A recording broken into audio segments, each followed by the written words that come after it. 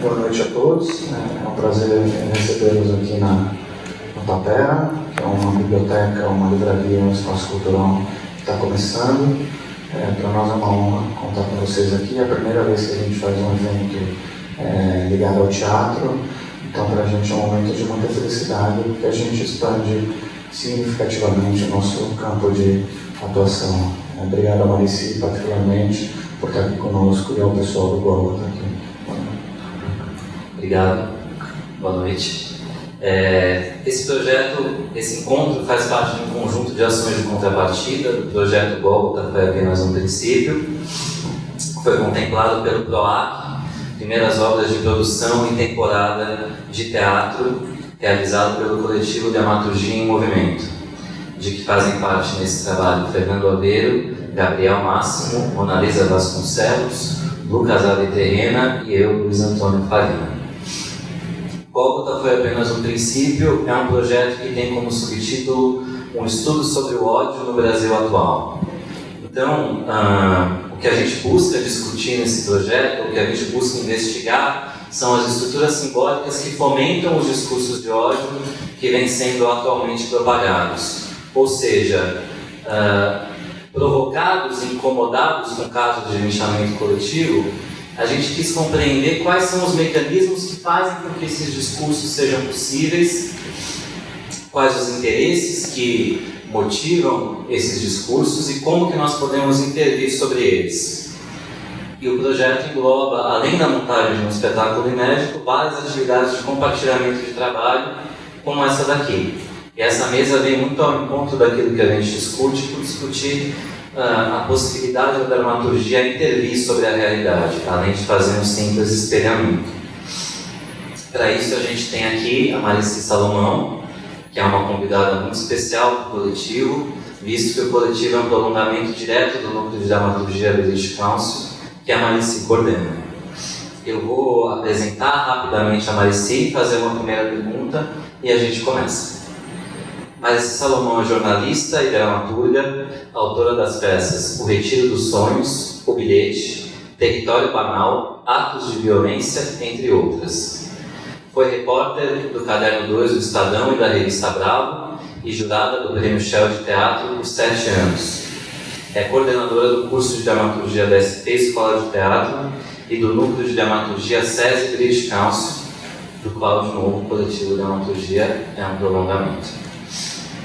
Para começarmos, então, eu vou perguntar o que diferencia as dramaturgias contemporâneas das dramaturgias consideradas tradicionais, ou expandindo ainda mais, o que diferencia as narrativas contemporâneas das narrativas tradicionais. Bom, em primeiro lugar, boa noite. Boa noite. Eu tenho, assim, muito orgulho desse coletivo, que se formou na 6ª turma do Núcleo de Dramaturgia do SESI British Council. É uma parceria que fomenta a formação de novos dramaturgos e de novas dramaturgias também.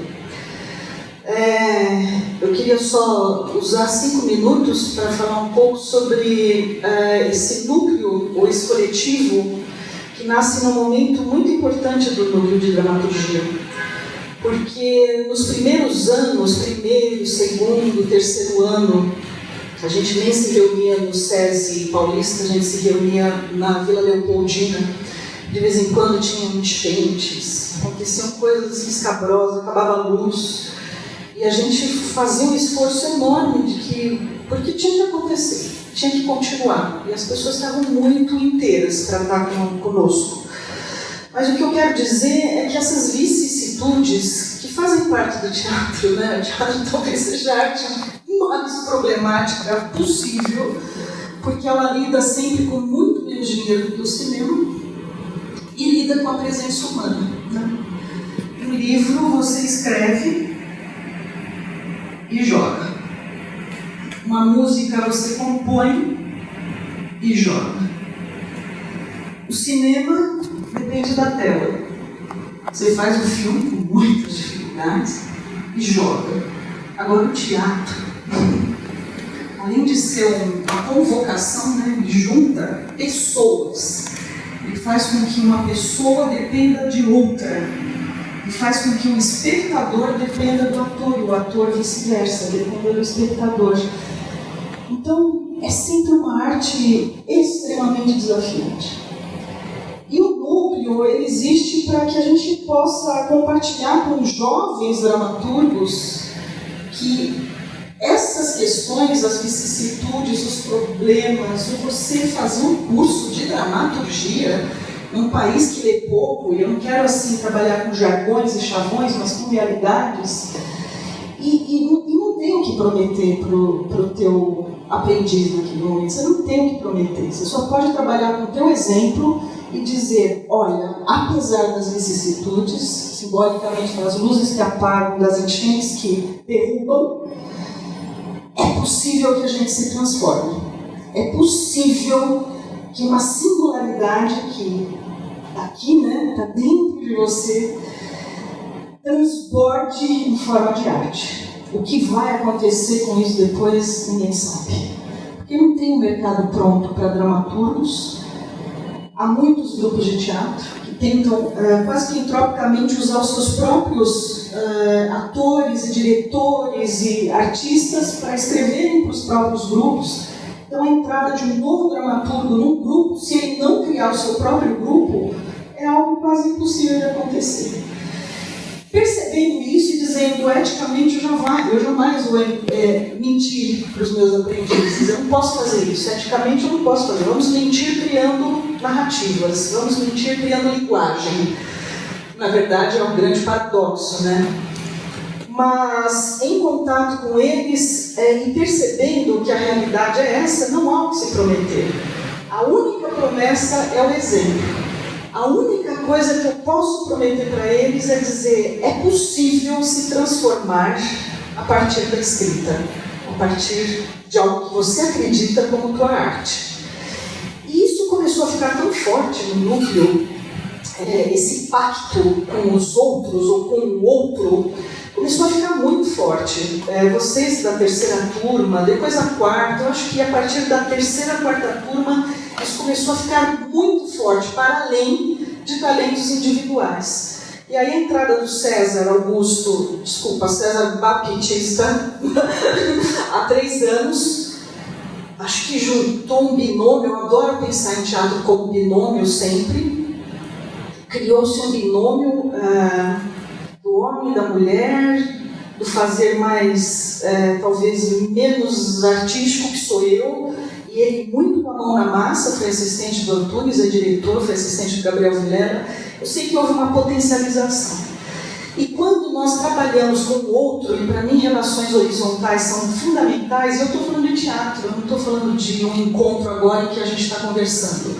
O teatro cada vez mais trabalha com relações horizontais, né? E com a não hierarquia do ato criativo.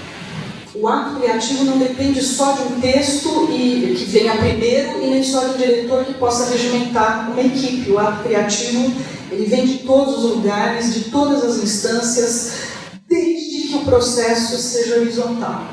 E aí eu fui descobrindo que no núcleo o processo horizontal era o que mais rendia frutos. Porque eu adoro pensar ou estudar, já estudei um pouco Paulo Freire e tentei entender um pouco melhor isso, porque Paulo Freire é brasileiro, né, gente? Não dá para abrir mão dos grandes teóricos e pensadores brasileiros, né? Isso é também um chavão, achar que nós só aprendemos com o outro fora do Brasil. Paulo Freire tem uma ideia muito rica e muito cara a mim, que é: ao ensinar, você ensina aprendendo, e ao aprender, você aprende ensinando.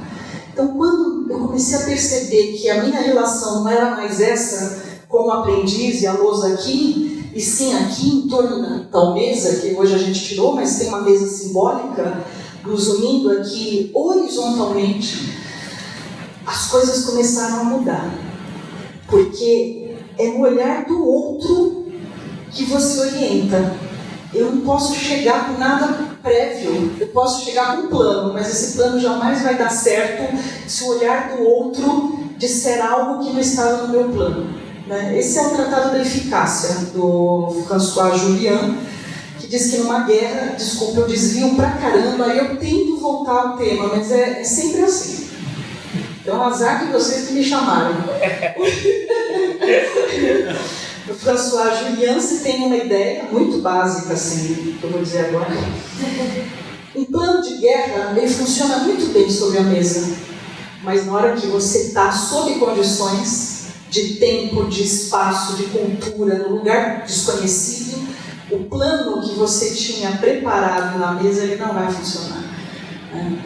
Vai ter neve, vai ter emboscada, vai ter dor de barriga, vai ter falta de comida. Vão acontecer coisas que só no calor da hora, se você estiver preparado para isso e não preparado para o enrijecimento, é que você pode ganhar a batalha e talvez a guerra. Então, o núcleo de dramaturgia, um processo de formação. Eu estou falando de teatro, estou falando do teatro de grupo hoje em São Paulo, sobretudo. Ele demanda que o plano prévio só funcione para deixar você amparada e ancorada em alguma coisa, mas que é no calor da troca que as coisas vão acontecer e funcionar. Então, por exemplo, quando eu fui convidada para o coletivo, eu tentei preparar um material, quase uma aula. E eu tinha certeza que tudo aquilo ia ser inócuo, porque a hora que eu chegasse aqui, eu não precisava do sorriso do Vinícius, ou do olhar atento do Gustavo, ou dos meninos que eu não conheço, de um sorriso, e é nesse calor que a coisa vai acontecer. O que é, para mim, às vezes, muito penoso, né? Porque eu não conheço o público e eu dependo do calor do público, e aí o que eu vou falar pode ser do agrado e pode não ser. Então, também isso vai se caminhando por intuição.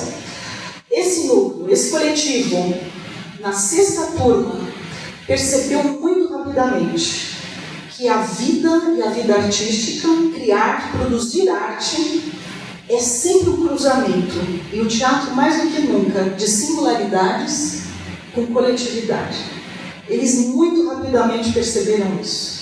Eles eram personalidades, tinham personalidades extremamente fortes, no sentido de terem atitude, de terem opinião, de serem muito diferentes uns dos outros, e ao mesmo tempo eles tinham algo que estava no leito do rio, que era uma unidade do querer fazer algo, do querer pensar sobre algo.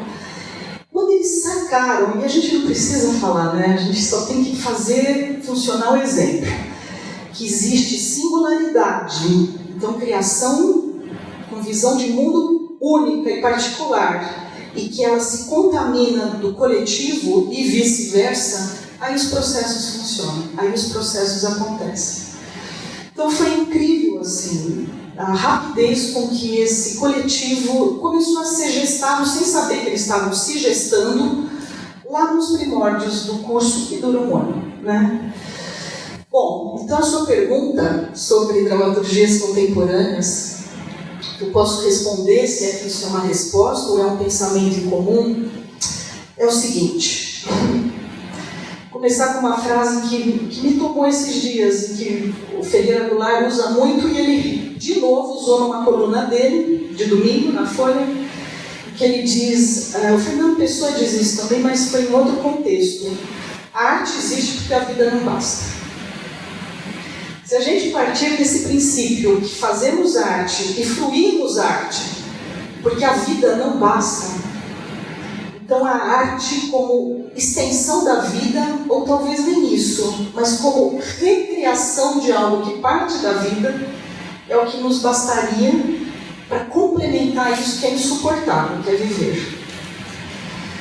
Nesse sentido, as dramaturgias mais clássicas ou mais canônicas, aquelas que reproduziam o mundo, aquelas que a gente chama de realismo fotográfico ou de mimetização de um mundo extrínseco ao teatro, que se repete no teatro, e que foi um modelo que durou séculos, do Renascimento, do século XVI, até o que o Zonde chamou de crise do drama, em 1880, foi uma tentativa de reprodução do mundo. Então, essa frase, a arte existe porque a vida não basta, nesse teatro de reprodução de séculos, do século XVI ao século XIX, talvez fosse uma frase antinômica à ideia de que A arte existe porque a vida não basta. Talvez essa frase não fosse justa para esses séculos em que o modelo dramático era uma mera, entre aspas, nunca é uma mera, mas era uma tentativa de reproduzir o mundo como ele era lá fora. Este mundo, como ele era lá fora, foi de interesse de um projeto de poder, óbvio. A arte, ela consegue ser libertária, ela consegue ir além do que uma sociedade, um Estado, uma religião quer. Mas se nós olharmos para trás, em muitos momentos, a arte foi um encampamento, foi uma resposta de um projeto de poder. Para os gregos, esse projeto de poder era uma forma de educar uma população que não deveria ultrapassar a medida da temperança. Agir como convém num Estado que era regido pelo Estado, pela religião e pela arte. As três coisas eram uma só. No Renascimento, que é o nascimento desse drama moderno que tende a reproduzir o mundo extrínseco ao teatro, de quem era esse projeto de poder? De um sistema capitalista muito nascente, muito pré-industrial, que vai desembocar na criação é ótimo, mas no surgimento do homem burguês, ou da sociedade burguesa. Então a frase não cabe para essa época. A arte existe porque a sociedade, porque a vida não basta, porque a vida bastava. E era preciso reproduzir essa vida no teatro. E aí o homem burguês, nascente no Renascimento e consolidado no século XIX, ele era um homem que se espelhava em narrativas canônicas, em narrativas clássicas de causa e efeito, de ação e reação, de causa e consequência, onde não havia espaço para nenhum tipo de intervenção de outro, de um autor, de um público, de um deus ex machina. O burguês se via como protagonista desse drama. O burguês se via como soberano, entre aspas, repetindo os modelos clássicos da Grécia. O burguês se via como herói do drama. Então o mundo era reproduzido para um projeto de poder de uma sociedade burguesa. Não tinha espaço para a mulher, não tinha espaço para o operário, não tinha espaço para o empregado, não havia espaço para nenhum tipo de protagonismo a não ser o homem burguês, o herói burguês, o soberano burguês. Então, possivelmente, a vida bastava e a arte era a resposta, a extensão barata dessa vida. Não que não tenha sido um projeto importante, mas era um projeto que respondia a um sistema de poder. E, quanto era o drama sempre baseado no diálogo, baseado no livre-arbítrio do protagonista burguês, é só pensar em peças incrivelmente poderosas como Sommers, o construtor do Ibsen, ou Casa de Bonecas é uma exceção, né? Porque pela primeira vez é protagonizada por uma mulher, mas a maioria das peças dessa sociedade burguesa colocava o homem burguês como soberano, como alguém que pelos diálogos podia agir livremente. Na medida em que o mundo vai mudando, porque o mundo vai mudando, né? Às vezes também os governos acham que tem que parar ali, né? Que a mudança não existe, o mundo vai mudando. E na medida em que o mundo vai mudando, novos assuntos vão surgindo, novos temas vão aparecendo. E esse homem burguês que não queria se confrontar com o sistema acima dele, e talvez nem abaixo, porque não interessava, começa a virar um projeto defasado. Um projeto que já não cabia nos moldes de fruição do público. Então, na medida em que as guerras, a crise de classes, a sociedade desigual, as greves, a sociedade industrial, as injustiças sociais, a diferença salarial entre pessoas, a crise econômica na América Latina, era algo que Brecht, por exemplo, se interessava pra caramba, ele era um alemão. Na medida em que esses novos assuntos foram aparecendo, e a forma não mudava, porque a forma tinha que garantir um modelo de preservação do burguês em cena. Esse homem livre que na sala de estar resolvia os problemas do mundo. Mas os problemas do mundo estavam para além de situações privadas vividas por esse homem burguês. Então, na medida em que os assuntos e os temas foram se renovando, foram pedindo sua entrada no teatro, esse modelo de sala de estar, baseado no diálogo, em reações de causa e efeito, sem a intervenção de um outro, que fosse um autor, ou que fosse um deus ex machina, ou que fosse um sistema, ele começou a sentir a necessidade de entrar. Os novos assuntos foram obrigando a forma a mudar. Uma forma que era modelar e dada para um mundo que não deveria mudar. Claro, se você tem a repetição, a cópia na arte de um mundo dado, qual é a origem? O original está lá fora e está pronto. Você só reproduz.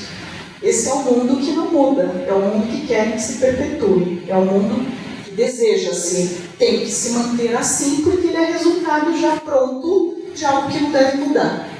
Na medida em que os novos assuntos começaram a aparecer, os novos conteúdos, foi-se obrigado a mudar a forma. A forma tinha que acompanhar os novos conteúdos. Não era possível falar sobre greve usando diálogo numa sala privada, no Ruiclô. Não era possível falar sobre diferença de classes se não houvesse camadas de pensamento, que são narrativas outras, que dessem conta de pontos de vista diferentes. Então, se bem que eu estou falando para pessoas que fazem teatro, então, assim, eu estou falando mais do mesmo para vocês, não estou? Ai, meu Deus, eu estou. O que acontece? A forma obriga, o conteúdo obriga a novas formas. Então, a precipitação de novas formas começam a implodir o modelo dramático para que se dê conta de pensar novos conteúdos. Aí nós temos, obviamente, o que Zondi fala da crise do drama a partir de 1880, quando os grandes autores dramáticos, vou citar só dois, mas poderia citar três, Hauptmann, com os Tecelões, Ibsen e Chekhov, só para citar três muito importantes que Zondi vai analisar, tentam preservar o drama, quase que inconscientemente. Se você tem um modelo que é imutável, você tem que continuar com esse modelo. Mas as peças começam a sofrer uma epicização, começam a sofrer a intervenção épica, narrativa, que é uma forma não mais dramática e que daria conta de ver o mundo não mais no sentido dramático, no sentido fechado, no sentido de causa e efeito, no sentido de diálogo, no sentido de preservação do homem soberano. Com a epicização do drama e as várias formas de narrar o drama, por exemplo, em Chekhov, quando não há mais para onde ir, as personagens dramáticas, entre aspas, do Chekhov, elas não conseguem mais agir. Elas fazem parte de uma sociedade decadente, de uma aristocracia que vai se degenerando e elas não têm mais como agir, porque o herói age. O burguês tinha que agir, ele tinha que tomar decisões. As personagens tchecovianas basicamente não conseguem tomar decisões. Elas não têm mais a força heróica e livre, porque o sistema começa a aparecer nessas peças. Eles estão sob a imposição de um sistema de poder histórico que vai obrigando-os a perceber que eles são mais joguetes hoje de uma realidade histórica, de um sistema econômico, de um sistema político, do que homens livres para agir. No momento em que a não-ação começa a acontecer em cena, a não-ação, o que pode ser uma não-ação? Eles não têm como ir para frente, então eles vão para trás. Então são personagens que, se a gente pega as três irmãs, Giovanna, meu Deus, eles estão sempre indo para trás. eles estão sempre como sujeitos separados de si e se vendo como objetos, porque estão se autoavaliando, se de alguma forma autoanalisando e se vendo cindidos de si mesmos. O herói só vai para frente, o herói age, o sujeito épico para e pensa. Então, essa contaminação do épico na forma dramática vai resultar, estou sendo muito didática aí, porque eu não vou nem falar agora das vanguardas, mas vai resultar no grande projeto teatral do mundo ocidental, que é o teatro brechtiano. Ele é chamado épico, né? Ele todo é um convite a não se deixar, ou a não se deixar arrastar pelas emoções que o herói que só age poderia causar, e sim, a partir do momento que as personagens estão cindidas, se olhando, se vendo, se analisando, fazer com que o público não identificado com o personagem heróico possa refletir e não mais se arrastar na emoção. Então, são vários expedientes nesse grande projeto brechtiano, em que a grande pergunta é: onde houver cotidiano, duvide. Onde houver o dado, pense que talvez não seja por aí. Tem na exceção e a regra um textinho que é o máximo, mas eu não lembro de cor. Mas onde tiver a coisa dada, pense que alguma coisa está errada. Porque quem dá o dado é o sistema de poder. E era um grande otimista, porque ele acreditava na revolução. Se o mundo estava dado para uma sociedade burguesa que só reproduzia o mundo como ele é, para Brecht nada estava pronto, tudo estava por se fazer, tudo era processo. Tudo era movimento processual. E ele era muito otimista, porque ele acreditava que o teatro, com as suas narrativas de reflexão, convidaria o público a serem mais conscientes e a serem partícipes de uma grande revolução que mudaria o mundo para melhor. Isso não aconteceu, obviamente. Alguém acha que aconteceu?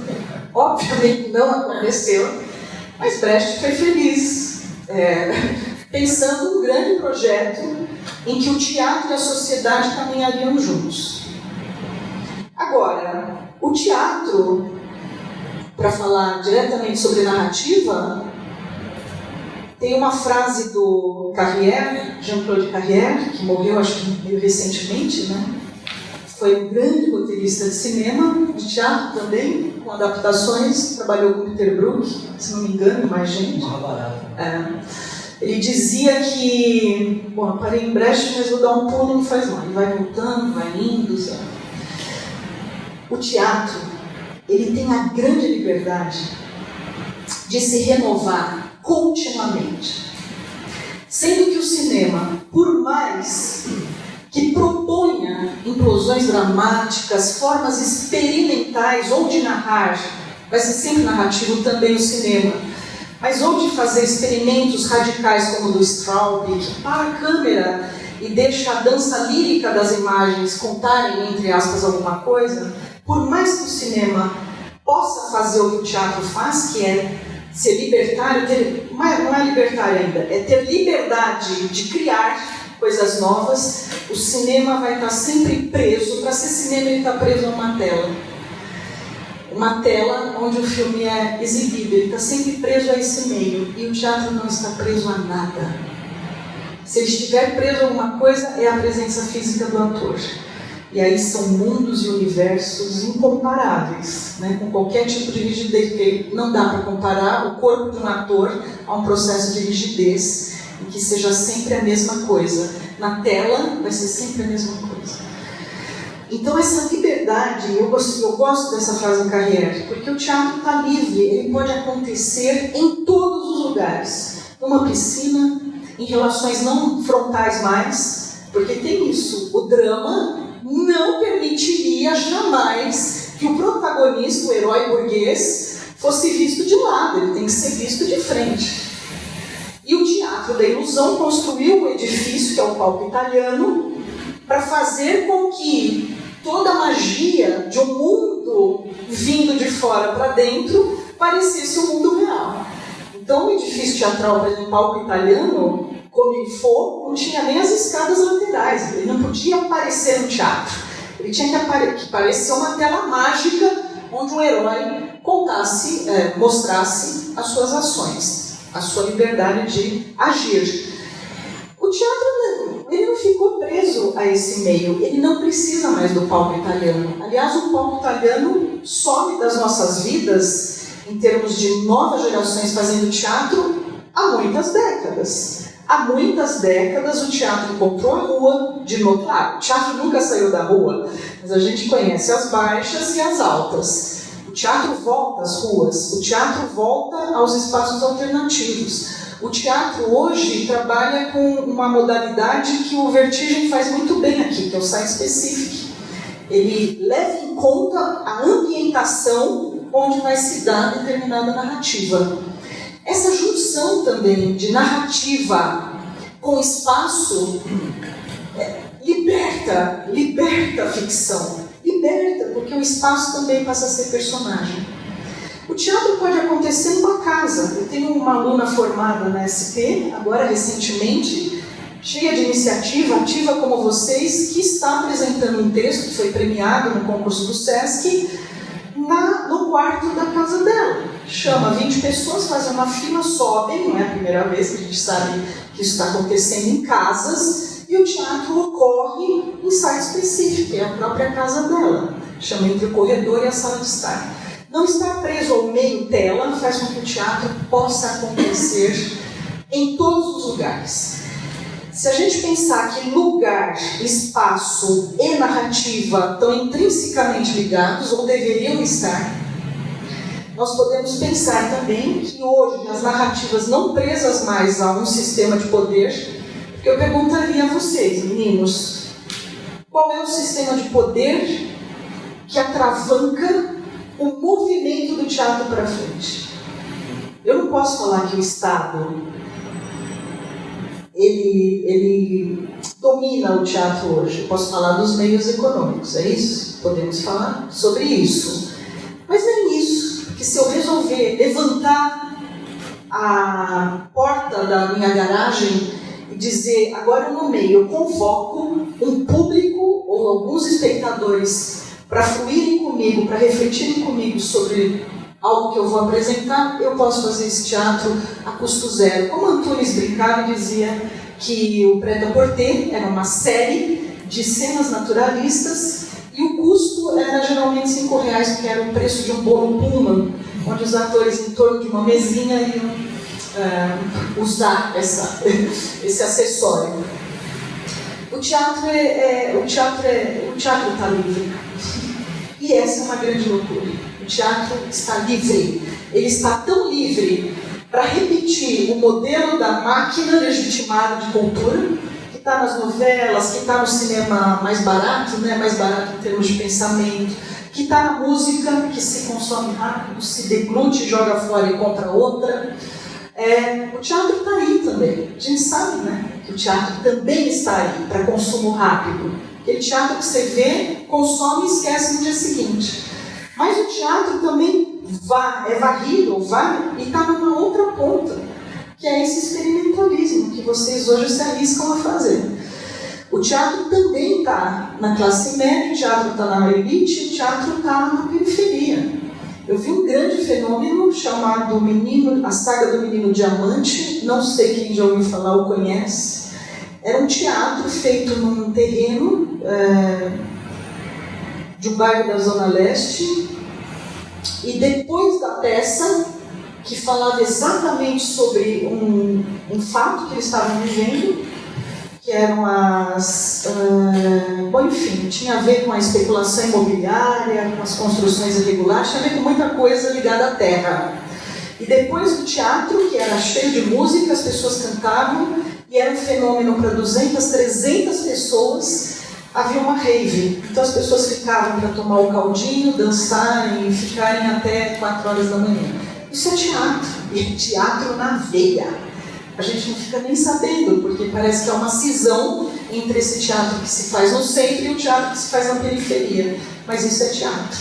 Tinha uma carpintaria quase tosca, porque o que estava tão tosco quanto o espaço. Isso era muito legal. Porque o que estava em jogo era a comunhão entre as pessoas.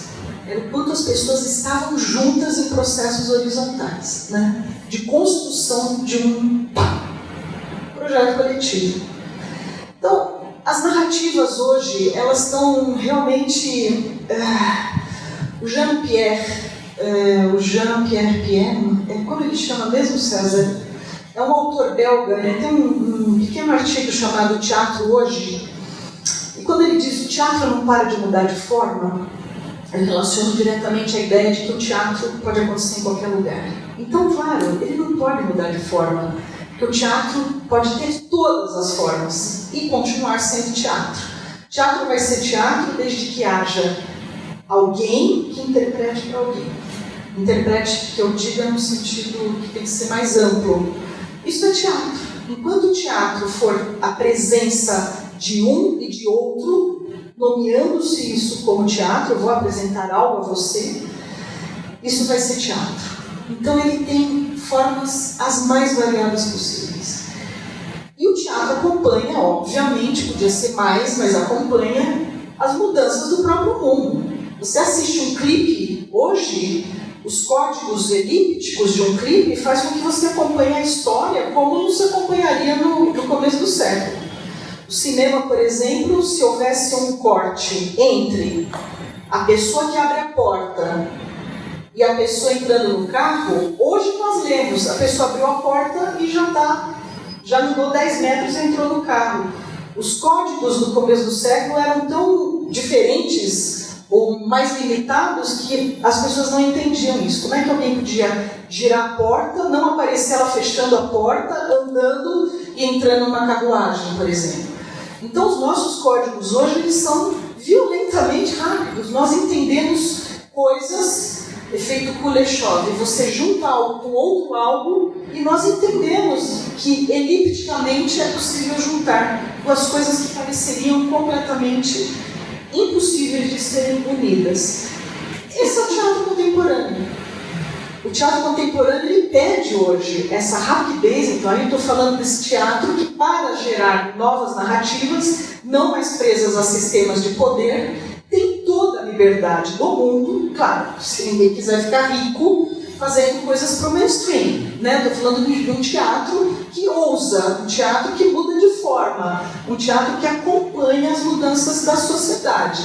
Esse teatro, ele é rico porque ele já não tem mais uma preocupação em seguir um encadeamento. Forma de ação e reação, causa e consequência, o burguês que age e ninguém interfere. Hoje o teatro é elíptico, o teatro trabalha com descontinuidades, o teatro não responde ou não necessariamente precisa responder às unidades de tempo, ação e espaço. Outro dia eu estava lembrando de um filme que eu adoro, que é tanto Amores Perros como Babel, porque há uma implosão do espaço, da ideia de espacialidade, e não se segue, não se acompanha mais um plot.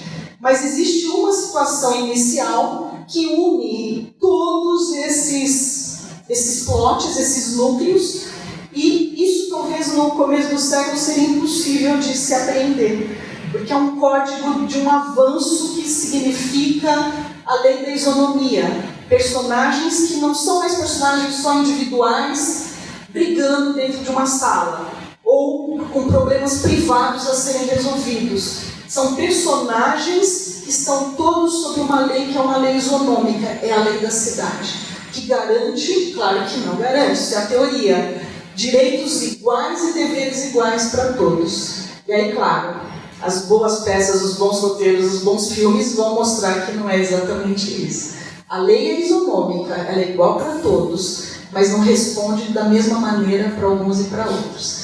Então são formas narrativas que implodem. Tem 3 coisas fundamentais, né? Implodem a linguagem como a gente conhece nas novelas, Não tem lacuna na novela, você consegue entender tudo o que está acontecendo lá. O espaço, e Shakespeare já começou a fazer isso muito bem, nunca trabalhava com plot só. Eram vários núcleos, vários plots, que hoje um teatro mais convencional e careta tenta sempre cortar um plot, deixar só, por exemplo, a história do Rei Lear. Teve aquela famosa peça montada pelo Antônio Fagundes, que cortaram um dos plots, ficou só o Fagundes e não sei mais quem, acho que era Macbeth. Enfim, o Shakespeare já tinha implodido o espaço há muito tempo. E as implosões do tempo. Essas implosões do tempo que geram novas narrativas podem ser... E aí tem peças fantásticas, como o do Vinaver, mesmo do Ion Fosse. São peças em que o tempo, ele não é um tempo cronológico. Ele é um tempo sobreposto a um outro tempo, ou é um tempo justaposto a outro tempo. É só pensar nas peças do Rainer Miller. Nunca é um tempo linear. E é uma loucura, porque são camadas de tempo muito longe umas das outras, essas camadas, e elas estão ou sobrepostas ou justapostas. E aí é um esforço que o espectador ou o leitor tem que fazer para acompanhar essas grandes implosões de linguagem, de tempo e de espaço. Coisa que nas narrativas tradicionais, presas aos sistemas de poder, não ofereciam uma forma objetiva e igual de todos entenderem a mesma coisa. Ninguém duvida do que diz uma peça de Ibsen. Claro que pode encontrar camadas X ou Y, mas ninguém duvida do que está vendo. No teatro contemporâneo é muito comum que você não entenda o que você está vendo e que aí se pergunte, mas o que está acontecendo aqui? E não mais o que vai acontecer agora, né? Que são as reações de causa e efeito. Então, assim, o que mais? As narrativas são as mais várias possíveis.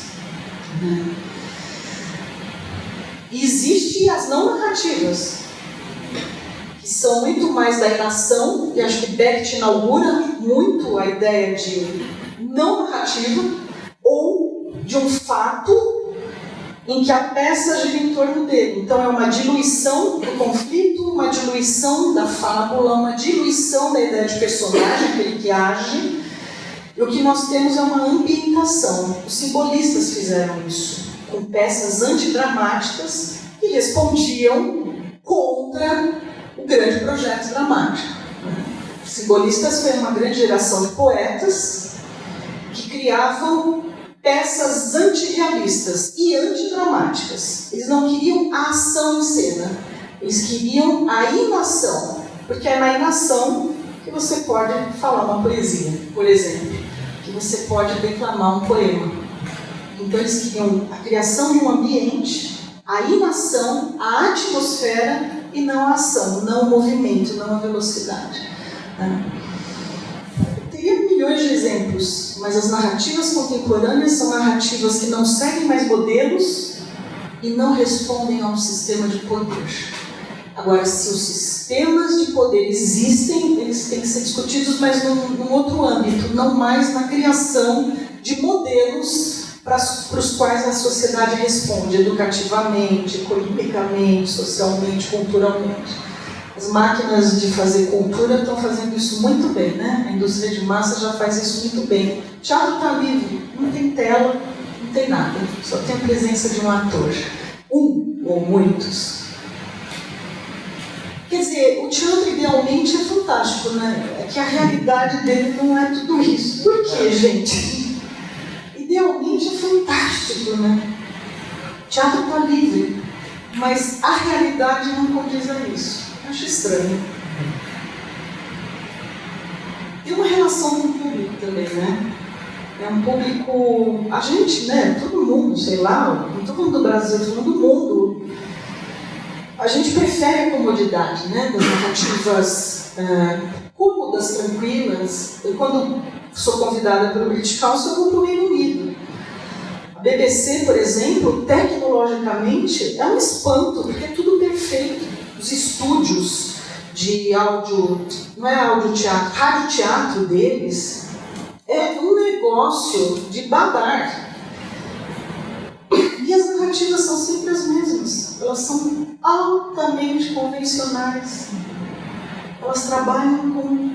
Então é para... Eles dizem, né? Eu não estou dizendo isso, mas eles dizem qual é o perfil médio de fruidores dessas, são as donas de casa.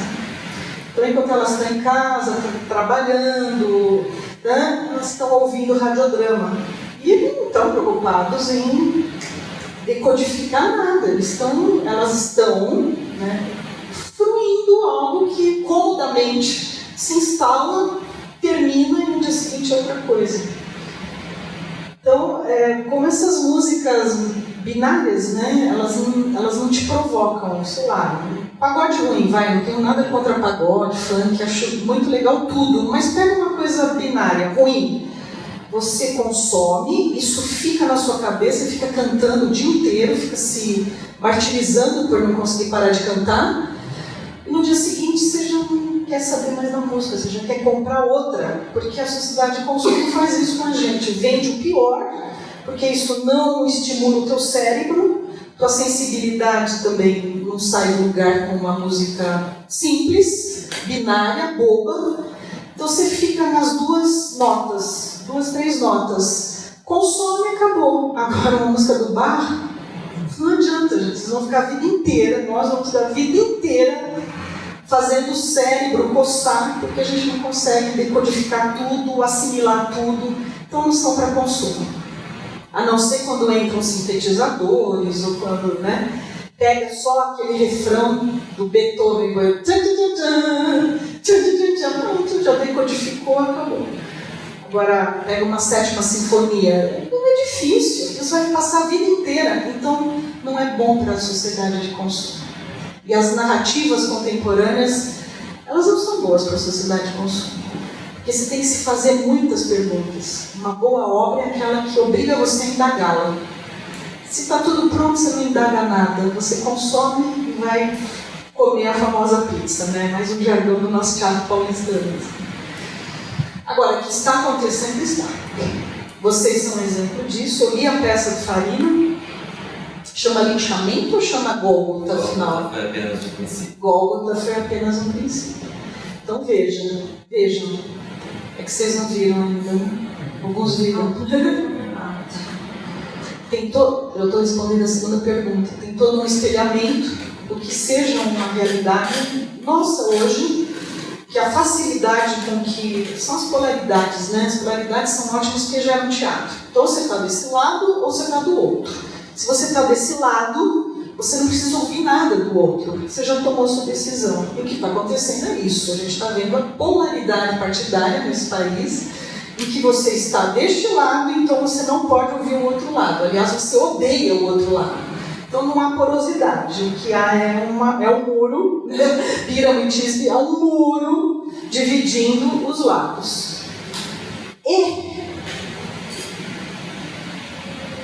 Por que eu falei isso? Porque eu estava falando da sua peça. De que isso já está acontecendo. E de que isso já está acontecendo. Obrigada, era isso. A polaridade é não conseguir ouvir o outro lado. Então você está trabalhando com um tema, era isso que eu ia falar. É um tema da nossa vida hoje. É a rapidez com que você forma uma opinião sem prova, sem ouvir o outro lado, sem pesquisar, sem conhecer camadas, e você diz, aquele é um estuprador. Porque eu ouvi na rádio, foi o que aconteceu com a mulher no Guarujá, né? Eu crio uma polaridade rápida, e o que a gente está vivendo no momento é uma rapidez de se fazer novamente justiça com as próprias mãos. Então, é um linchamento. Esses dias eu estava em Santos, e um pai começou a gritar que a sua filha tinha sido tocada por um boliviano dentro da água. Estranho. Rapidamente se formou um vespeiro, mas foi muito rápido. Não sabia que em praia as coisas são muito rápidas. Se formou uma grande concentração de pessoas, puxaram um dos moços bolivianos e começaram a bater nele. Aí algumas pessoas, eu inclusive, entramos em desespero, que ele ia ser morto. Isso sem termos a certeza de que realmente esse menino tinha mexido com a moça dentro da água, com a filha desse homem que começou a gritar. Começaram a bater nele, aí chamamos rapidamente a polícia, porque aí havia um linchamento numa das praias de Santos. A polícia veio, conversou com o rapaz, aí eu já estava fazendo outra coisa, não queria ouvir. Conversaram com o rapaz e liberaram o rapaz, não era nada daquilo. Eles tinham se encostado no mar, mas ele não tinha provocado. Ela veio e sem querer bateu nele. E aí ela foi obrigada a dizer, senão ele ia ser preso. E ele foi embora, com a cabeça baixa, humilhado, foi se chamar de cucaracha, né? E foi embora. Então, quer dizer, rapidamente as polaridades estão fazendo com que a gente assuma lados sem nem questionar o que realmente está acontecendo. E é isso que acontece na peça dele. Só que a forma usada é uma forma diferenciada. Não é uma forma que repete o mundo como ele é. É uma forma que reinventa o mundo como ele não é. Então, junta-se um fato do mundo como ele é e tenta-se ver o que está por baixo disso. Gente, eu deixei o copo e ninguém falou nada. Como é que você vê essa questão das narrativas contemporâneas? Vocês que estão tão ligados a ela, estão tão preocupados com isso. Né? Quer pegar o microfone um pouco?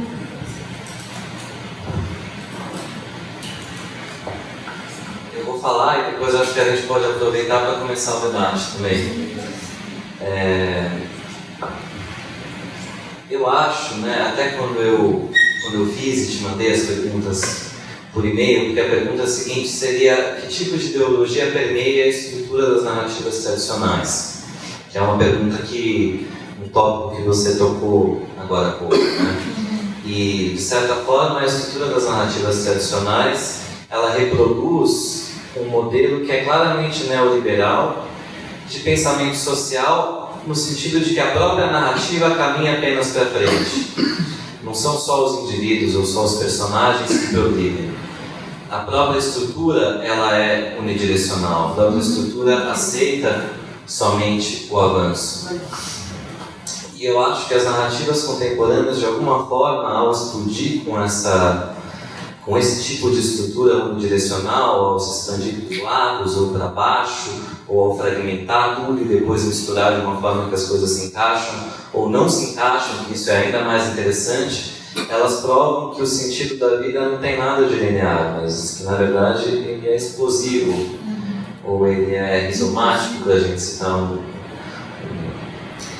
ele pode ter muitos outros caminhos, e isso mostra como essa mitologia neoliberal, se é que a gente pode chamar o neoliberalismo de uma mitologia hoje, ele tenta assim, ou ele é reproduzido em termos de estrutura, essa estrutura é artificial, e ao provar que existem outras possibilidades narrativas, ou outras possibilidades de construir narrativa, a gente está provando que é possível viver a vida de outras maneiras que não essa de que você só tem que caminhar para frente, ou crescer economicamente, virar um indivíduo burguês, continua sendo o grande modelo de subjetividade.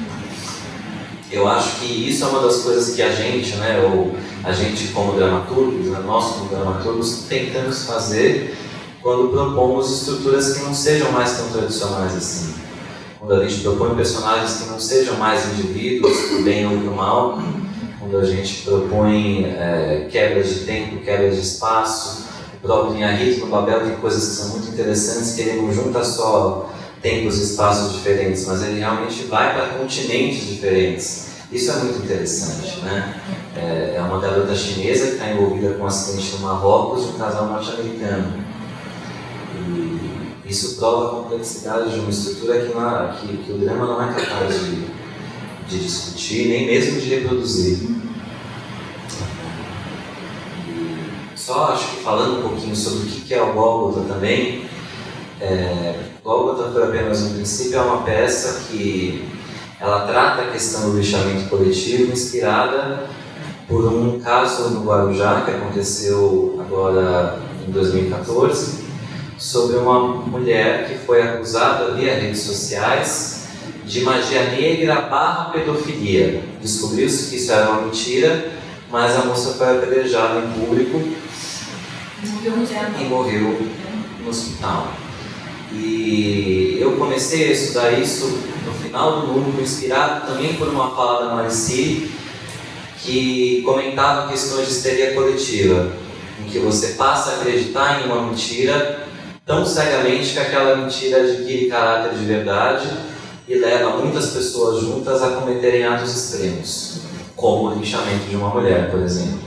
Só que no caso da peça e de muitos linchamentos, a gente consegue perceber que esses linchamentos muitas vezes são movidos por interesses políticos muito claros. Então não são todas as pessoas que são linchadas, são pessoas específicas que são linchadas. São pessoas de segmentos muito específicos, de camadas sociais muito específicas, de nacionalidades muito específicas. E a gente tenta, durante a peça, também mostrar quem são aqueles que são passíveis de linchamento, quem não são, quem são aqueles que são possíveis linchadores, quem não são, e a quem interessa o linchamento, a quem interessa todos esses discursos de ódio. Porque eu acho que a gente vive um momento em que o ódio é utilizado como uma ferramenta política muito clara e extremamente potente. E começar a se perguntar sobre quem são os interessados ou quem são os emissores principais talvez seja uma operação importante, para que a gente possa começar algum tipo de mudança, né? Ou pelo menos algum tipo de desconfiança que mais para frente se transforma em mudança. E aí eu acho que a gente podia abrir, aproveitar que a gente tem uma plateia, inclusive com muitas pessoas relacionadas ao teatro, à dramaturgia, ou mesmo a outras atividades, e abrir para perguntas sobre dramaturgia, intervenção, narrativas contemporâneas. Alguém? E o que mais as pessoas Quiserem perguntar, é claro. O que querem ver no teatro hoje? Curiosidade. A gente vai pedir só para falar no microfone. O que um jovem quer ver no teatro hoje? Existe essa preocupação, existe esse anseio por um teatro que fale mais com o jovem de hoje do que esse teatro do mainstream, do que o teatro do celular? É uma coisa que eu pensei, nem era isso que eu ia perguntar, que eu ia comentar, mas eu vou falar um pouco sobre isso também. Porque quando você comentou mais sobre o videoclipe, eu fiquei pensando que o videoclipe é uma linguagem extremamente atual. É uma coisa extremamente editada, é uma coisa que corta e todo mundo sabe ler isso, e ele rapidamente se espalha, e agora com os artifícios das redes sociais isso se torna debate e isso se torna construção de conhecimento também. A gente estava conversando sobre o clipe da Beyoncé outro dia, e entre outros clipes que colocam questões, e essas questões passam a ser debatidas, e elas ou são louvadas, ou são criticadas, ou enfim, mas o debate acontece. E acho que cabe a nós no teatro também comer isso, assim, antropofagizar isso tudo, como se abrir para isso, como não ficar com a cabeça fechada, como aproveitar essa liberdade toda que existe do teatro e que é muito evidente, de uma maneira em comunicação, em contato com as pessoas. Então é uma reflexão que eu gostaria de deixar aqui sobre a atualidade do teatro. E a questão que eu quero colocar aqui no debate tem a ver bastante com essa coisa do teatro espelhando a realidade ou do teatro questionando essa realidade.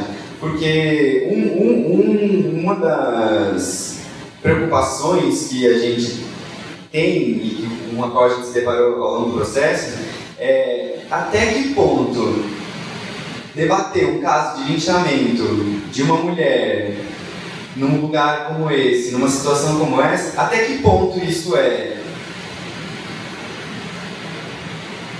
provocar uma reflexão nas pessoas, até que ponto isso desconstruir de alguma maneira isso, e como fazer isso em conjunto com a encenação, porque eu acho que não dá para pensar só o texto nesse sentido, já que a gente está atuando e trabalhando em várias funções, né, cada um dos membros do coletivo. Ou até que ponto isso pode se tornar uma reafirmação disso? Qual é o limiar entre essas duas coisas? É uma questão que eu queria colocar no debate, assim, não sei como a gente fala, assim, acho que é uma questão que... É que você pode trabalhar com qualquer tema, qualquer conteúdo que esteja nessa vida que vem do teatro, isso é óbvio, né?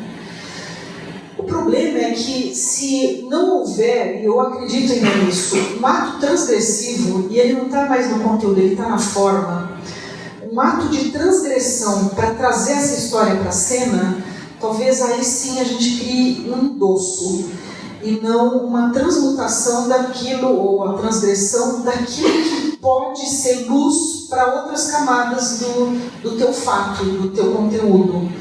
Então, nós estamos aqui falando, ou fruindo, lendo uma peça cujo tema, sim, é o linchamento. Agora, tem uma outra coisa. É o linchamento que se torna mais injusto porque é o linchamento de uma mulher, uma criança, que não foram autores de nenhum crime. E quando o linchamento é de uma mulher e uma criança que teriam cometido realmente um crime? Aí é um linchamento justo?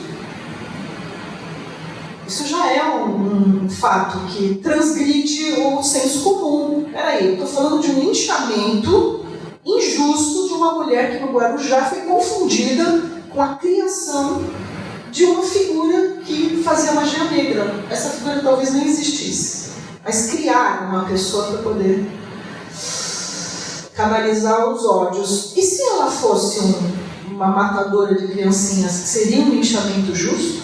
Isso é uma ideia transgressiva, porque a gente está falando de linchamento injusto. Agora, tem linchamento justo? É uma pergunta para a contemporaneidade. Essa é uma coisa, são as contradições que os fatos levantam. E não adianta, o teatro vai ter um fundo dialético sempre. O mocinho é o bandido e o bandido é o mocinho. O contrário disso é melodrama, né? A outra coisa é que a forma, se ela faz jus ao conteúdo, isso potencializa demais o teu fato, a tua história, o teu mundo extrínseco. Quando eu percebo na leitura do texto dele, do Flavinho especificamente, eu não vi a cena, e eu sei que o ato cênico hoje é tão importante quanto o texto. Acrescenta muitas e muitas camadas, mas quando eu percebo um achatamento da linguagem, o político, o sacerdote, a mulher que procura o filho, o próprio filho, eles falam as mesmas coisas como se o vocabulário fosse limitado a todos. Eu percebo que a forma propõe um tom crítico que me leva a pensar, apesar de tantas camadas, que sociedade ignorante. Que sociedade ignorante. O político, podem ser projetos, tentativas nesses períodos, projetos de poder muito diferentes, mas são todos muito iguais. Estão todos completamente vedados, cegos, por uma questão fundamental do mundo hoje, que é a humanidade, né? Então eles têm a linguagem achatada, eles repetem as mesmas coisas que o outro fala. É um vocabulário bastante limitado para todos os... Nem são personagens, para todos os emblemas, para todas aquelas figuras. Isso tem um tom crítico, você entende? Assim como o Kretz e Jon Fosse também trabalha esse achatamento da linguagem, porque ele relaciona esse achatamento de vocabulário. A gente não consegue mais fazer poesia, né? Pela linguagem. Nosso vocabulário ficou limitado. A gente é pobre para criar imagem, né? A gente é miserável em termos de imaginário, de imaginação, de criatividade para viver a vida como ela é. A vida que está aí. Quando ele achata a linguagem dessas pessoas, da sociedade pós-industrial, ele não está endossando, ele está fazendo uma crítica. Aí entra uma coisa fundamental da arte, é a coesão. Ele trabalha com coesão do achatamento da linguagem para todos os personagens. Então eu percebo que tem um projeto estético ali nesse autor que cria uma forma de falar que se repete em todas as camadas. Não há mais vocabulário poético para esses personagens. O que há é um achatamento que leva a uma ignorância, a uma rapidez em tomada de lado. É a linguagem do Facebook. Quem somos nós no Facebook? Eu sei que somos maravilhosos, mas no Facebook nós estamos completamente achatados. Então vamos usar esse jogo. Eu não vou usar o jogo de nenhum tipo de convite à profundidade. Não é isso. O jogo é do achatamento. É um jogo de achatamento, dizer nada em poucas palavras com boas imagens. É isso. Então, trabalhando com coesão, a linguagem passa a ser crítica e não um endosso. Ela não está repetindo a realidade exatamente, ela está recriando, vendo uma camada que está abaixo na leitura dessa sociedade como ela é, né? Não sei se isso faz sentido. Assim. Alguém tem alguma impressão, alguma sensação? Eu acho que Tem que ser o microfone? Tem, boa noite a todos. Para quem não me conhece, sou o César. Vocês falaram muitas coisas, né? Acho que o que eu queria dizer só é que eu concordo em gênero e número com a maioria das coisas que vocês disseram. E a minha sensação em relação a tudo isso é de que, de alguma forma, existe mesmo um achatamento do pensamento. Não é? Mais além do que se fala, do discurso que se reproduz, porque o discurso que se reproduz é consequência do pensamento que está por debaixo. Né? E sinto que esse pensamento achatado reproduz discursos de ódio. Não é? E aí eu acho que o que a gente tem que pensar como dramaturgo, como diretor, como ator, de alguma forma continuar fazendo a nossa parte, assim. Porque o que eu sinto mesmo, deveras, é a falta de poesia, né? A gente vive um tempo absolutamente sem poesia. Não há poesia. Não tem poesia, gente. É sem poesia. Até, às vezes, a não poesia pode se tornar uma poesia, não é? Sem querer fazer essa brincadeira lógica, mas é tudo muito superficial, é tudo muito supérfluo. A gente não consegue lidar com o tempo, a gente não consegue lidar com... Não sei, me parece que eu vi uma coisa do Mário Sérgio Cortella esses dias, que ele fala da diferença entre o idiota e o político, né?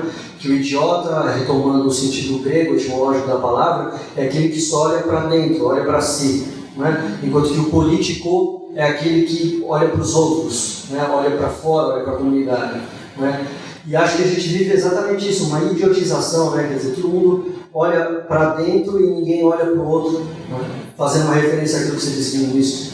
E acho que olhar para o outro, fundamentalmente, é olhar de forma poética.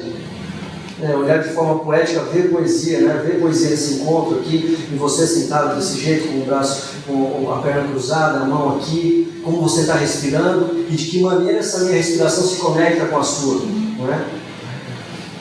Enfim, eu tenho bastante essa sensação em relação à peça do Farina e ao trabalho do coletivo Dramaturgia e Movimento. Eu pude ver uma encenação no final do ano e acho que está muito no caminho mesmo. Acho que eu falei algumas coisas lá que eu não lembro mais, porque eu sou péssimo para memória, assim, eu estou tomando remédio, mas eu esqueci em casa, né? É só para fazer a piada que eu sempre faço do mesmo jeito, né?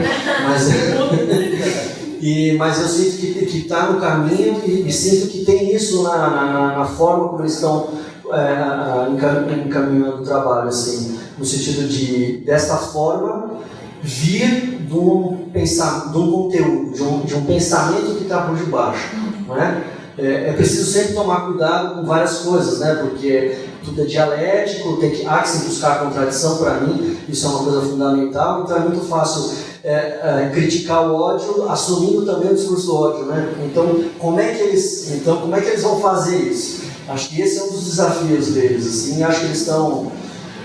Cabeça boa eles têm, né? Então, enfim, o resto vai. Beijo, tchau. Mais alguém? Só trazer uma provocação a mais, que de certa maneira é uma coisa que sempre me acompanha, porque o tema de hoje, né, espelhamento e intervenção, né, partindo da dramaturgia contemporânea, mas para além da discussão em torno das novas narrativas, me interessa muito a maneira como você abre essa conversa de hoje, falando em como esse coletivo se formou, porque não só me interessa as novas narrativas me interessam, mas também o entendimento de quem é esse novo dramaturgo. Qual é o papel que ele desempenha e mais do que isso, e aí eu estendo para todos que estão aqui, que eu não sei, né, com que trabalham, que estão relacionados com o teatro, não sei se ou só a dramaturgia, enfim, mas que porque talvez o drama ele não tenha deixado só, assim, ele tenha sido vencido em termos estéticos, mas tenha deixado para nós como sociedade um legado um pouco de passividade, né, da maneira como a gente assiste as coisas, né? E aí eu entendo que a importância de que a gente discuta, e aí eu deixo como provocação, não apenas as novas narrativas, mas que indivíduo é esse, que artista é esse, que precisa existir de uma forma diferente hoje, se comunicar com a sociedade de uma forma diferente hoje, né? E por quê? De que maneira? Qual o papel que a gente tem? Que não se resolve apenas no teatro, de maneira nenhuma, né? Se a gente... Foi exatamente por isso que a gente nasceu. Se a gente fosse esperar ter uma oportunidade para montar uma peça de cada um, assim, muito provavelmente, muitos de nós morreríamos na praia, né? Então, assim, nas dificuldades da vida, né? Então, assim, é também o entendimento de como que o artista consegue sobreviver hoje no país que a gente vive, na cidade em que a gente vive, nas condições que existem como estão, né? Assim, e não apenas, que saco, né? Tá tudo assim, tá tudo assado, mas de que forma nós podemos encontrar maneiras individuais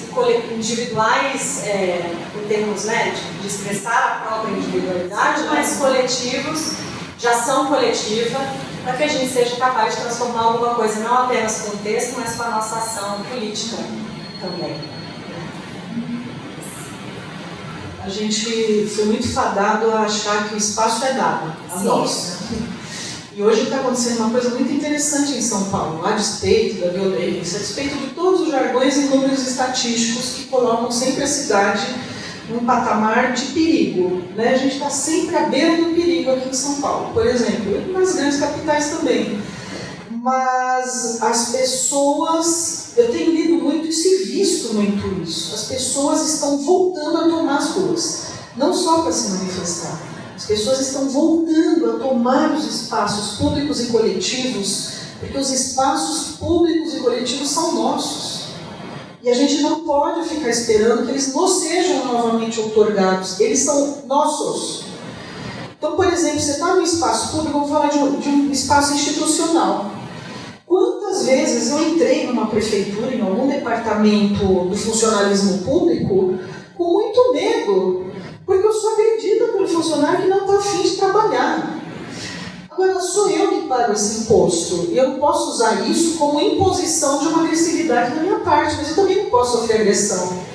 As pessoas estão sendo remuneradas para nos servirem, para servir a população. Então, nós estamos começando, acho que é o início, você falou de iniciativa, de um processo de retomada dos espaços públicos e das instituições que são nossas.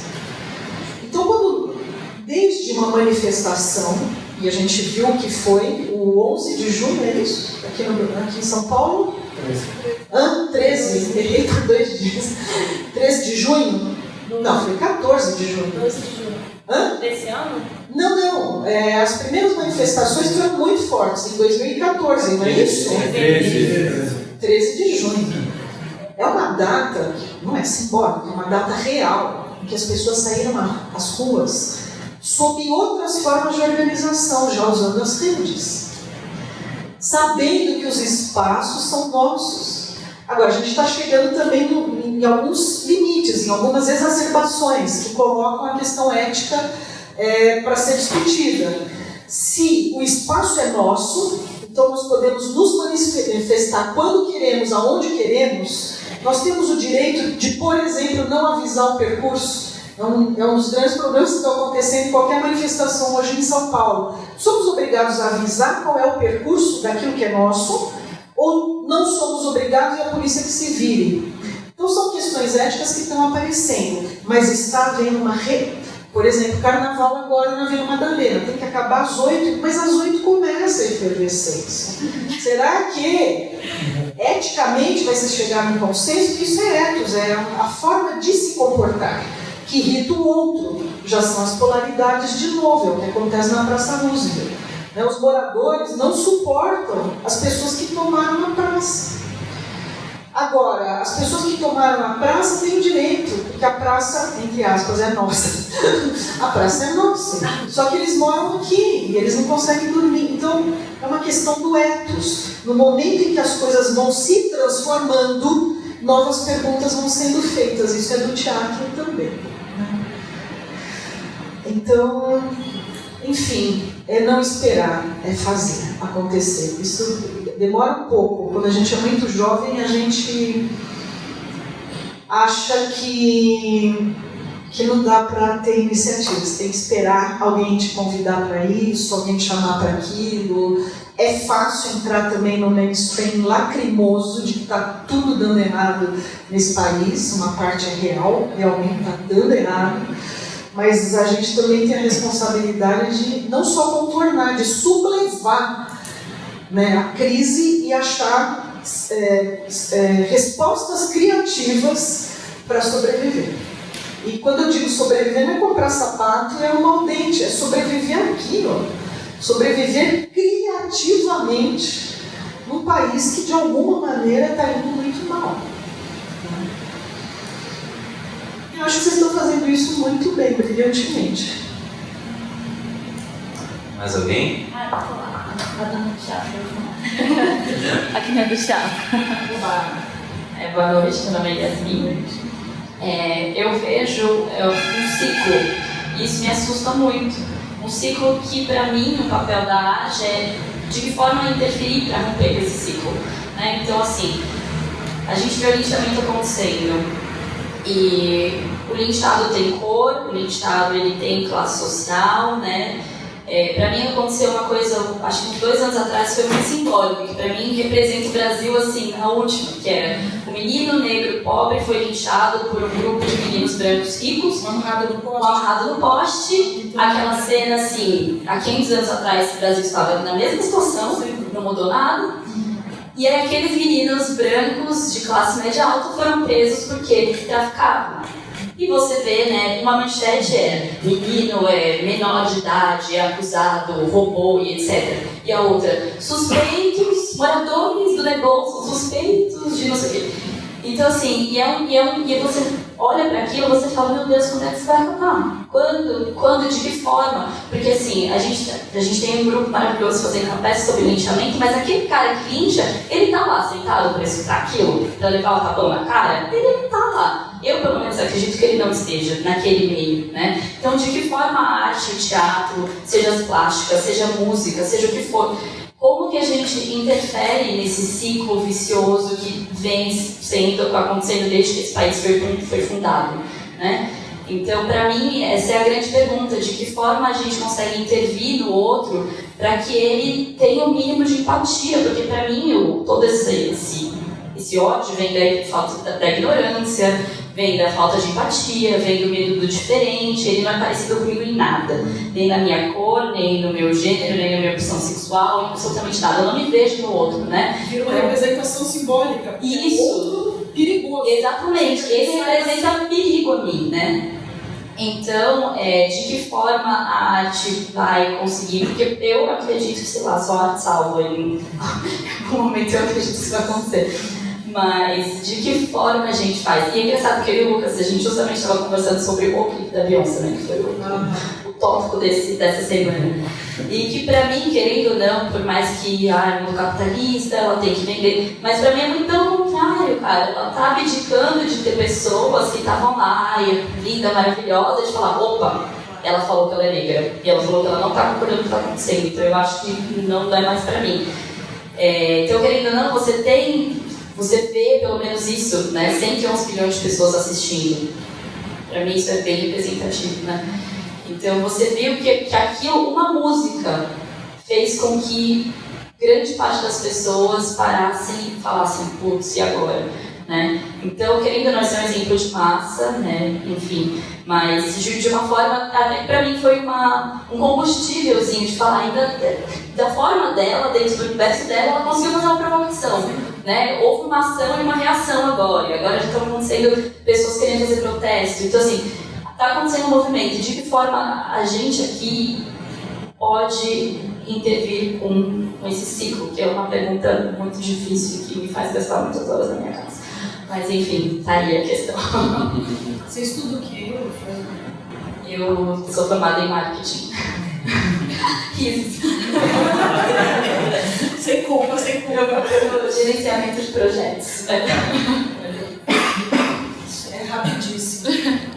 Uma vez eu tive uma intuição, meio que nesse discurso que eu ouvi em algum lugar, assim, não lembro se era um encontro, enfim. Mas que eu já não acredito nessa sociedade dos 40 anos, dos 50, dos 60, sabe? Mas eu acredito no jovem. E acho que a consciência, por mais que 10, 15% da consciência do velho, do formado, esteja começando a se abrir, veja a questão dos animais, por exemplo, que a minha é muito cara. Mas animais não eram considerados nada, eram produtos que hoje já são indagados. Mas peraí, animal não sente dor? Animal não sofre? É possível ser cruel com um animal sem que haja consequência? O animal não é um outro, o animal é um objeto. As indagações já estão vindo. E isso é porque há uma supervalorização da ideia, que também gera contradições, porque existe a indústria do pet. Mas existem pessoas um pouco mais conscientes de saberem que o animal é um outro. Talvez não seja um sujeito como o humano imagina que ser sujeito é, né? Que é um sujeito, mas é um outro. O que eu sinto é que isso está vindo, essa abertura de consciência maior está vindo ou vai vir pelo jovem. Eu não acredito mais nessa população do Silvio Santos, da TV a cabo fechada, sabe, desse burguês que não vai a teatro, ou vai só quando é musical. Para mim, foda-se esse cara. Eu não acredito mais, acabou, entendeu? Agora o jovem e a criança também, claro. É esse o alvo. É para eles que a gente tem que fazer teatro, é para você. Claro, dizer, você está esclarecida, você entende? Mas é para o outro jovem como você. Pega na mão de um amigo que nunca foi ao teatro e leve. Pague o ingresso dele, se der. Você está entendendo? Pegue, faça, porque é o jovem a esperança. Entendeu? É o jovem que vai ser o cara que amanhã vai ter essa consciência mais aberta. E é engraçado porque no Brasil, no Reino Unido é menos, e em outros países eu não sei muito bem. Tem projetos de teatro, não só que o jovem vá a teatro, isso é formação de público, mas projetos de oficinas de dramaturgia para jovens, para que esse jovem de 15 anos, falando de uma média, possa escrever teatro. E aí ele vai fluir mais, melhor, né? Porque ele vai entender melhor qual é a função do teatro, função social, cultural, artística.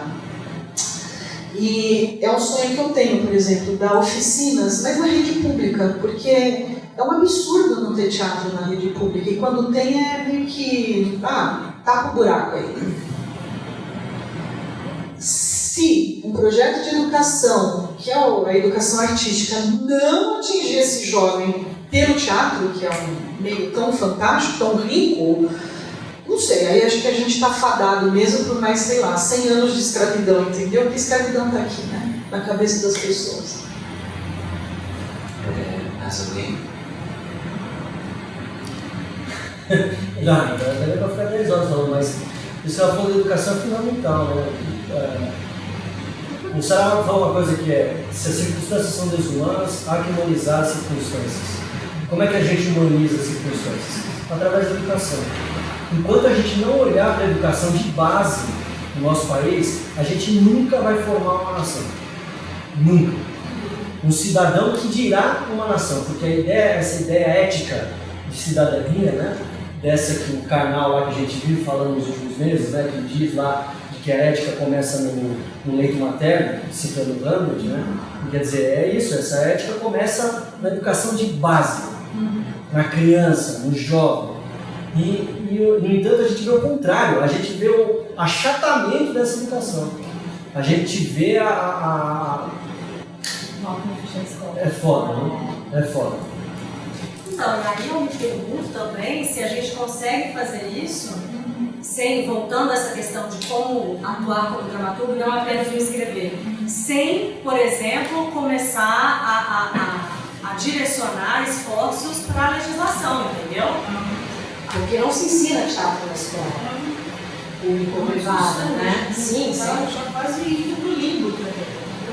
Que tem que ser levada por nós. Eu estou estudando uma filósofa francesa chamada Simone Weil, que era contemporânea da Simone de Beauvoir, que ela tem um trabalho, Simone Weil tem um trabalho chamado A Condição Operária. E ela falava assim, ela faz o que o Marx não fez. Ela vai para a fábrica trabalhar com os operários. Porque ela fala assim, quem nunca passou fome não pode falar a respeito da condição deles. Não é? Ela é radical nesse sentido, e radical no sentido que o Marx mesmo fala, né? Ser radical significa tomar as coisas pela raiz, e a raiz do homem é o próprio homem, né? Ele diz. Então, e ela vai lá no operariado, mas ela é uma moça que com 4, 5 anos os pais estavam dando Racine para ela ler, né? Estavam dando Corneille, estavam dando a literatura francesa clássica, ensinando a pensar, mas então a gente tem uma tendência a dizer o outro, então a gente tem que começar a fazer nós mesmos, não é? Não sei se é porque agora eu estou com uma filha pequena, e então eu já tenho vontade de começar a ler para ela, né? Embora ela tenha 3 meses só, não vai entender nada, ou vai, não sei, né? vai entender melhor que eu, mas tem que começar para a gente, tem que fazer, né? O pensamento mais reacionário é aquele que diz, a vida é assim, a vida é assim, a vida é assim, a vida não é assim. A gente tem que, sabe, não é, Farinha? Ou não? Ou é? Então, pô, é isso. Uma outra coisa Uma outra coisa que tem a ver com uma das perguntas que vocês iam fazer, ou que fizeram, está embutido no nosso papo, é a ideia do teatro como intervenção. É claro que tem uma intervenção que é muito óbvia, no sentido de intervir em espaços, né? O Harold Pinter teve uma época, a linguagem da montanha, que era uma pequena obra-prima, era uma intervenção direta nas fábricas de operários. Então era um teatro apresentado na frente das fábricas, na saída do operariado. Mas tem um outro tipo de intervenção, que não é mais passivo por não intervir diretamente nos espaços das ruas, que são as mudanças de protagonismo. Hoje me interessa muito mais recuperar a história não da Fedra, mas da empregada da Fedra, da confidente, que na época de Racine, né, o barroco, as mulheres de camadas mais baixas podiam ganhar voz. Podiam mesmo? Não podiam. Ela foi usada, essa personagem Enone, que era a confidente de Racine, para que toda a culpa do mal das ações de Fedra recaísse sobre ela. Então me interessa muito dar voz para essa mulher, e não mais falar do Édipo, ou falar da Medeia, ou falar da Antígona, ou falar da Fedra. Me interessa a mudança de protagonismo, entende? Me interessa muito. Eu tenho 2 excelentes aprendizes negros na SP Escola de Teatro. Quem vem de diplomacia aqui? Acho que é o Antônio, né? Um é diplomata, e o outro é um cara que está fazendo pós-doutorado e tal, ele trancou agora, e a outra continua. Eu falei, querida, quem vai escrever uma peça sobre o negro é você, não sou eu. É você. Eu vou te dar todas as condições como orientadora para que você escreva uma peça em que a sua voz saia. E ela está entendendo isso. Ela está entendendo isso. Ela é protagonista, ela é sujeita, essa moça. Você entende? Mari Costa com Rosa de Pronto. E por aí vai. Então, a mudança de protagonismo sou eu que concedo. Eu sou uma coordenadora, eu oriento. Então, independentemente de eu ser branca, preta, amarela, não é isso.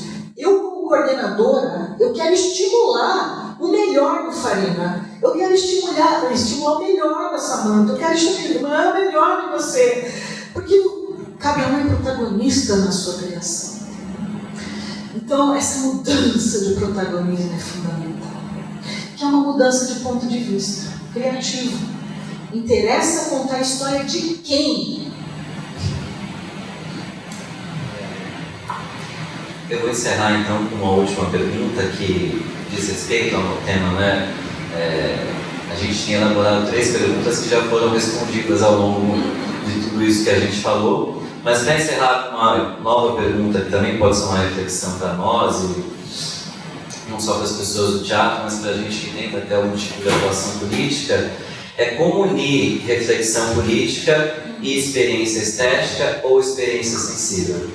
Porque eu acredito que esse linchador que a Yasmin comentou, ele pode ler muita coisa.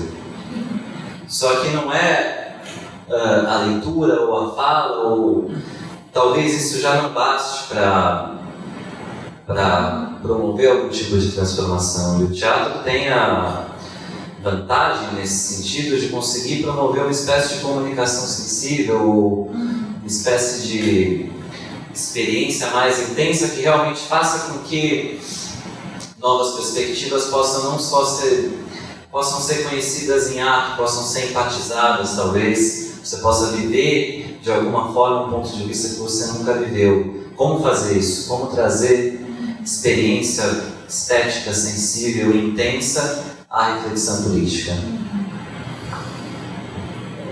Eu vou citar o Lehmann no teatro pós-dramático. Ele fez uma separação muito clara, né, entre um teatro de mensagem política. Esse teatro pode ser de mensagem política extremamente honesta, aliás, honesto, um teatro honesto de mensagem política. Pode ser um teatro de mensagem política propagandístico e perigoso. Acho que os russos souberam fazer isso muito bem, né, elevando a uma condição estética o operariado da época. Mas existe um outro lado, que não é da mensagem política direta, seja ela do bem ou do mal. É a maneira política como se apresenta e se cria como se produz uma obra de arte. Então, o quanto você tem coragem, porque você vai ter que assumir as consequências disso, né? O quanto você tem coragem e capacidade, óbvio, de desestabilizar o teu outro por meio de uma percepção nova que a sua peça possa propor. Eu falei da mudança de protagonismo, isso me interessa muito, por exemplo. Mas há formas que podem desestabilizar o outro. Eu assisti esses dias ao documentário. Olha, é tão louco porque não é um documentário, não é uma ficção, não é aquilo que é. É um Laerte, que você não tem como colocar num lugar ou no outro. Isso é ótimo para o mundo contemporâneo. Chega de engavetar pessoas e coisas. Eu vi algo da Laurie Anderson, que é Coração de Cachorro. E essa mulher, que é uma grande performer, faz uma pequena obra de arte de 1h10 em que todos os temas dela são super dramáticos. O 11 de setembro, a relação dela com os cachorros que ela teve na vida, a relação dela com a própria vida. A relação dela com a arte, menos, mas são temas dramáticos. Ela constrói de tal forma, ela tem a coragem e a capacidade de construir de tal forma que todos os signos, de uma maneira, os signos do público, do coletivo, da política, do 11 de setembro, da sociedade e os signos da vida privada dela estão excelentemente articulados, estão excelentemente conectados. E os signos que também se repetem ao longo da pequena obra de arte são signos que causam uma instabilidade perceptiva na gente muito grande.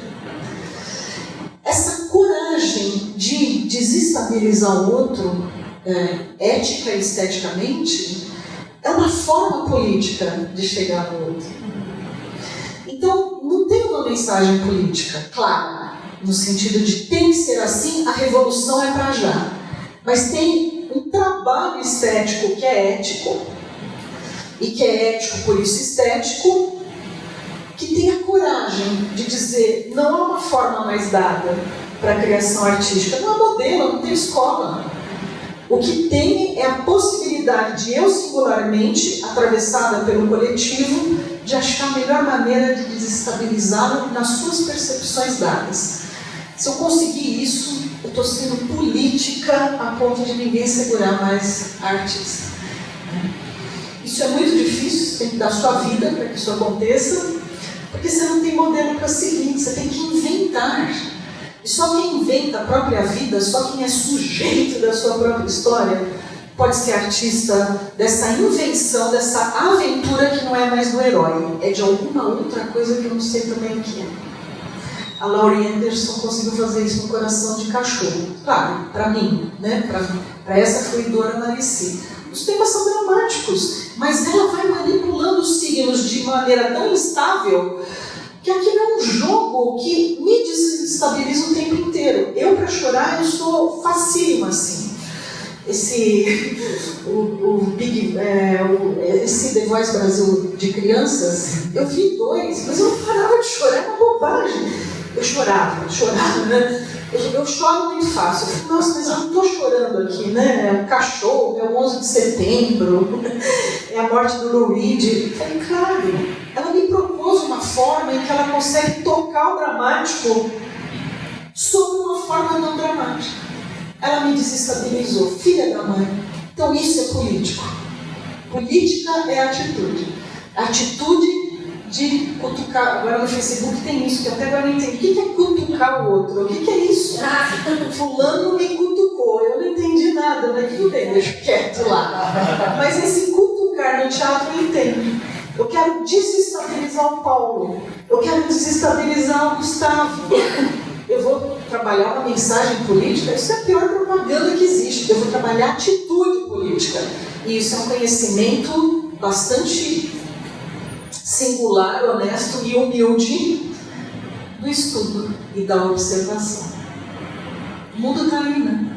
Eu queria fazer um comentário, mesmo que seja um encerramento, porque essa coisa da atitude toda, de alguma coisa não dramática, que toca o dramático, para mim tem muito a ver com a ocupação das escolas da rede estadual no passado, porque é uma coisa coletiva, é uma coisa que se dá pela atitude das pessoas de não admitirem que as escolas sejam fechadas, de não admitirem uma série de coisas, mas que toca nos altos escalões do governo, que demite o ministro da Fazenda não, da Educação, né?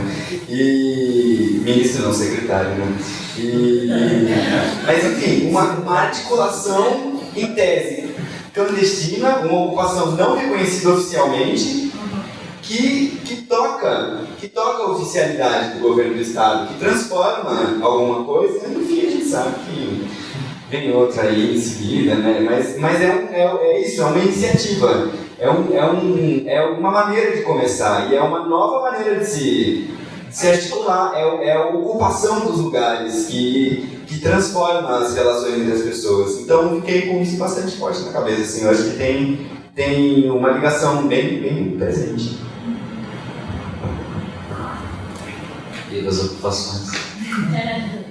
Agradeço demais ao Antônio e ao Taperá por nos acolherem tão bem nesse dia com tantas chuvas e caos na cidade. Agradeço a Marici por ser nossa mestra. Agradeço a Marici. Muito obrigado pela presença de vocês, gente, especialmente por terem vindo hoje, porque hoje foi um dia especial, todos, por conta de todo esse caos que está aqui. Obrigado mesmo, viu? Até a próxima. E tem um lanche aqui na saída que a gente oferece para todos vocês. Aproveitem.